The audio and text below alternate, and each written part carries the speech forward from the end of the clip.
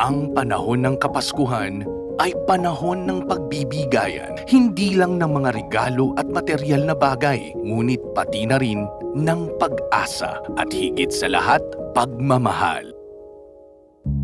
Yan ang layunin ng proyektong Wish Tree, isang munting paraan upang iparamdam ang tunay na diwa ng Pasko para sa mga kababayan nating Persons Deprived of Liberty o PDL.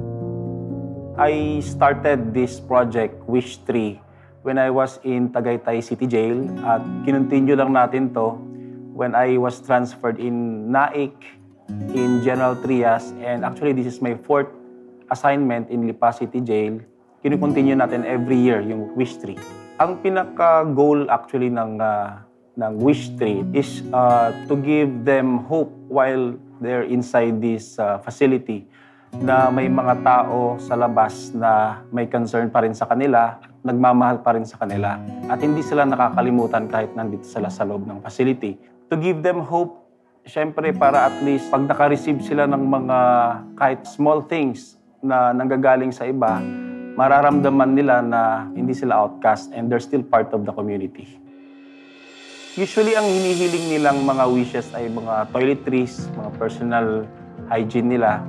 Kasi although we in the BJMP are providing them, medyo hindi ito nagiging sapat sa kanilang pang-araw-araw. And palagi ko kasing sinasabi sa kanila that to maintain a good hygiene kahit nasa loob ng facility, at ayusin yung kanilang mga dorms. So that's the very reason siguro kung bakit personal hygiene yung kanilang mga ni-wish usually.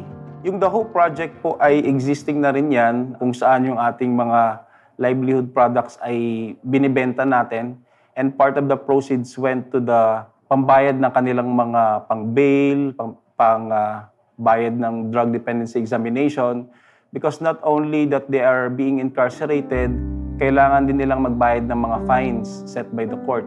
So, hindi na po sila magbabayad ng mga other fees nila, kami na po mag-shoulder through the Hope Project.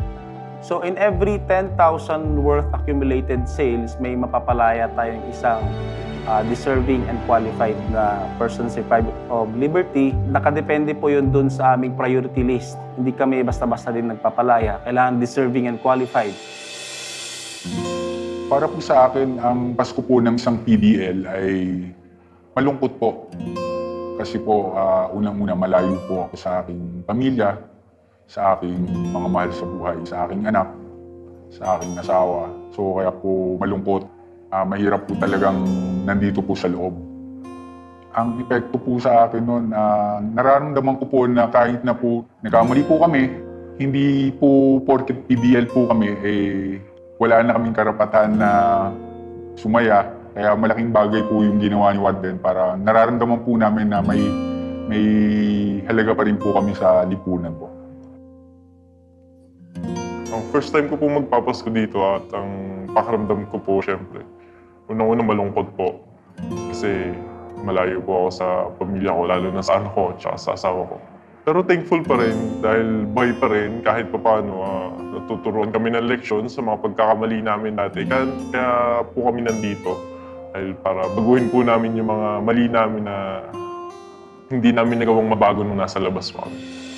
Siyempre, as usual po, ang pagsa-celebrate po namin na pag-usapan na sa loob ng dorm, yung maghahanda po kami kahit paano. Para kahit yung mga malalayo namin na kamag-anak, dahil may mga kasama po kaming PDL na taga-malalayo pa yung mga kamag-anak nila. Ma-celebrate naman namin na parang isang pamilya na rin po kasi kami sa loob ng dorm eh. Parang isang family na rin kami mag-celebrate ng Pasko. Kung ako po ang tatanungin ng wish ko lang ngayong Pasko makasama sila. Konting oras kahit na makayakap ko pamilya ko siya. Yun lang po ang naisip ko talagang wish ko ngayong Pasko dahil napakalungkot ng Pasko sa akin, sir. Message ko lang sa kanila, siyempre kahit malayo si Daddy, mahal na mahal ko pa rin kayo. Salamat pa rin at hindi niyo ako nakakalimutan. Malungkot tong Paskong to para sa atin, siyempre, first time. Pero kahit pa paano, babawi ako sa inyo. Yun lang. I love you. Love you so much.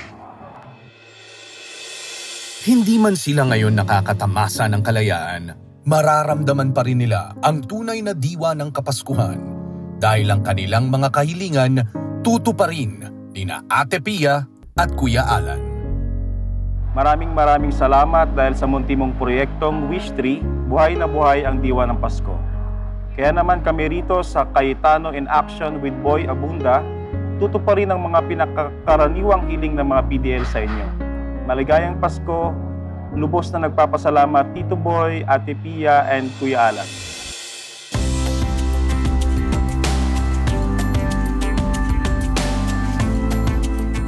Ito po yung aming PDL Wish 3 dito po sa Lipa City Jail.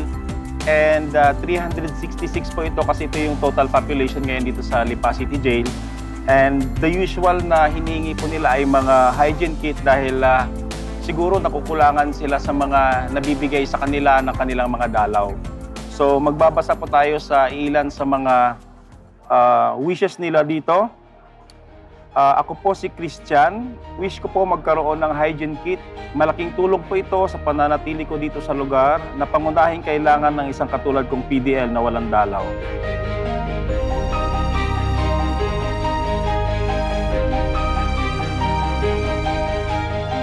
At ito naman ang susunod, wish niya ay magkaroon din ng hygiene kit at sana matanggap niya bago magpasko.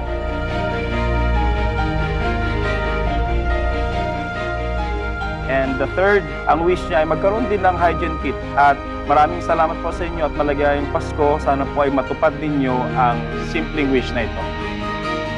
Cayetano in Action with Boy Abunda. Maligayang Pasko!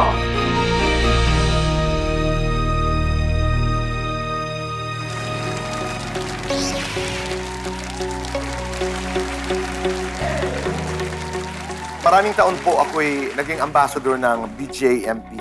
Ako, yung aking concentration noon, lahat naman. I mean, I was visiting the dorms, no? Pero ako yung aking hindi malilimutang karanasan talaga sa BJMP ay yung tuwing binibigyan nila ako ng pagkakataong makausap yung mga nanay. At doon tayo nakikipagkwentuhan tungkol sa mga buhay.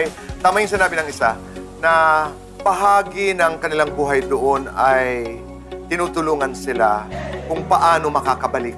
Yes, oo. Kung paano makakabalik. Pero they really talk about their children. They talk about their family. Bumabalik at bumabalik po talaga tayo sa pamilya. Ako, Kuya Boy, ang take ko is that Christmas is really for everyone. Yeah. For the religious, for the not so religious, for the believer, for the unbeliever, mayaman, mahirap, di ba? Malaya, deprived of liberty. It's really for everyone. And I'd really like to thank ang ating staff na nakita nyo si Warden Aris at ang grupo na to kasi may chance pa kayong lahat to be a blessing. You can still give a gift naman. Tayo naman ang pinakamahabang Christmas season sa buong mundo. It doesn't have to be something material. It could be just telling them you're not forgotten. It could be bisita, it could be a letter. But of course, if we can, give the best. Kuya Boy, inject ko lang, natutunan ko to sa ilan na Christian friends. Bakit pagka mamimigay tayo, parating luma? So, if God gave us the best, why not also give the best? So, nothing wrong with giving a spare, giving something used. Marami, sobrang blessing pa rin yun. But, if we can also give something new, na meaningful, bakit hindi? Actually, recipient ako ng mga artwork ng mga person sa Deprived of Liberty PDL. Recipient ako, kaya sobrang excited nung pinapalabas yung fini-feature yung mga products ng ating mga PDL kasi bumili ako noon, hindi lang dahil gusto kong tumulong. Bumili talaga ako dahil sobra akong nagandahan. Tama. So naisip ko, one way that I can also give back, kasi ang mura actually. If you are an art collector, hindi naman po ako art collector, pagka lang nagustuhan ko, sabi nga nila, bilhin mo yung gusto mo. Nagustuhan ko. Now that I think about it, napakamura, babalikan ko yon at dadagdagan ko yung bayad ko para doon. Kasi lahat ng nakakit ng office ko, gandang-ganda sila.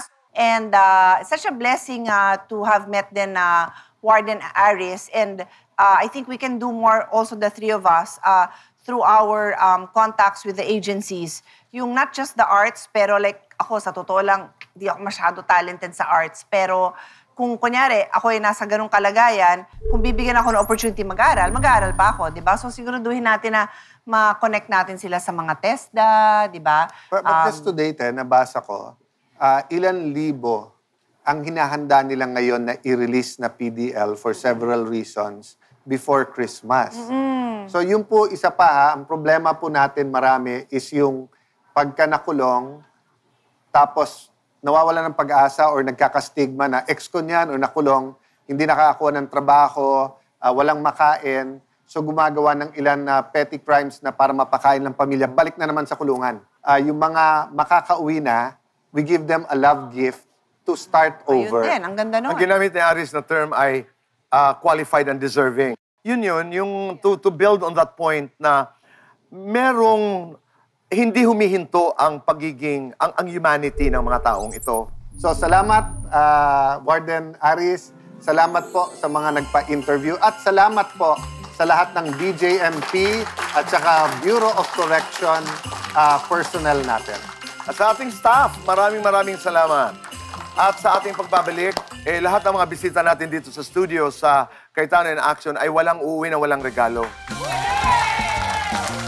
At sa Alan Pia Pic, ilan sa inyo ang mananalo ng 10,000 pesos, 5,000 pesos, 3,000 pesos, and 2,000 pesos. At yan ay magaganap sa pagbabalik ng